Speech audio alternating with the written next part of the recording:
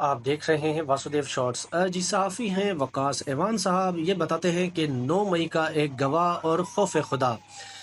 इन्होंने बताया कि 9 मई के हवाले से एक गवाह जो है वो गवाही दे रहा था डॉक्टर यास्मीन राशिद के ख़िलाफ़।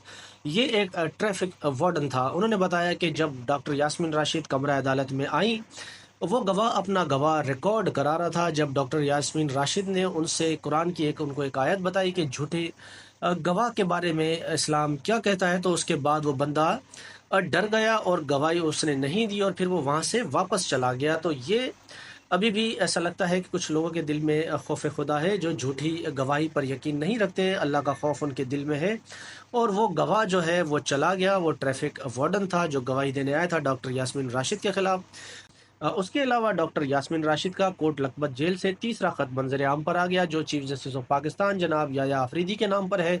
और उन्होंने कहा कि मैंने 3 मरतबा उनको ख़त लिखा है, लेकिन अफसोस के चीफ जस्टिस साहब ने किसी एक ख़त का जवाब नहीं दिया।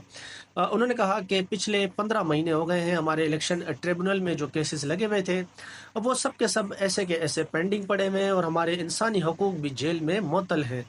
लेकिन ये सब कुछ किया जा रहा है ताकि 26वीं आईनी तरमीम आने के बाद इस हुकूमत को और मजबूत किया जा सके।